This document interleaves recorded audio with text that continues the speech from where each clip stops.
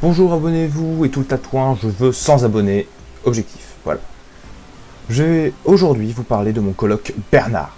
Comme vous voyez, ce n'est pas un colocataire auquel on peut s'attendre. En effet, c'est un colombidé, ou comme on dit chez moi, un rat volant.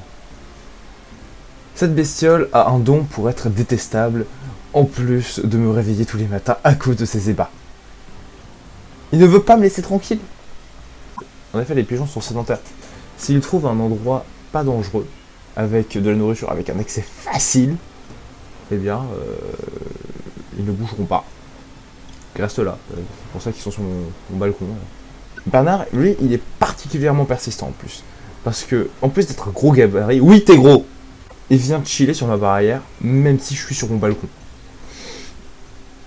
Et à chaque fois que je le fais fuir, il revient en boucle et en boucle. Terrible cette bestiole. Vous me direz, bah adopte-le s'il t'aime tant.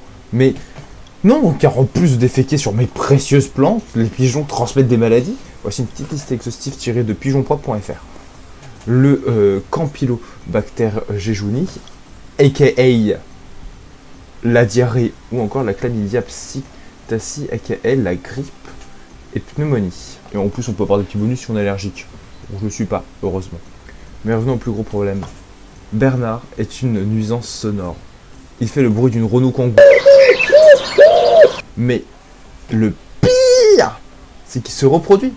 Il fait le nid à quelques centimètres de ma fenêtre. Et il fait des petits. Et oh mon Dieu, qu'est-ce que je te hais, Bernard Junior. Mais je te hais. Tu es une immondice de la nature. Le monde te hait. Tu as vu ta gueule. Sans déconner, tu es immonde. Regardez-le. Qui peut aimer cette bestiole? Mais lui aussi, il a le monde. Je vous jure, il veut pas fermer sa gueule plus de 5 minutes. Dès qu'il voit ses parents, il gueule. Dès qu'il voit pas ses parents, il gueule. Il veut juste grailler, cet enfoiré. Et en plus, le pire, c'est que ça dure 2 à 3 mois. Bon, depuis Bernard Junior, la famille de Bernard ne s'est pas agrandie. Une cause inconnue d'avortement est apparue. Je sais pas. Merci Pepperoni, petit œuf. Vous me direz, bah c'est pas grave, ça dit 1 an tout au plus. Faux et archi faux. Il peut vivre jusqu'à 6 ans aise. Bon, j'en profite pour faire une petite catégorie fun fact. Alors, si un pigeon a un doigt en moins, c'est qu'il a la lèpre.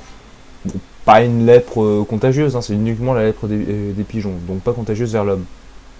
Autre fun fact, si le bec du pigeon est tout cabossé, ça veut dire qu'il est jeune, parce que le bec des pigeons en jeune âge est tout mou. Et en plus, petit fun fact aussi également, le bout blanc qu'il a sur le bec lui permet de ressentir les champs magnétiques sur la planète. Désolé, une petite erreur s'est introduite lors de la vidéo. En fait, le petit bout blanc sur le bec ne permet pas au pigeon de s'orienter avec le champ magnétique. Il reçoit bel et bien le champ magnétique, mais c'est à partir d'une partie de son cerveau, et une cinquantaine de ses neurones lui permettent cela.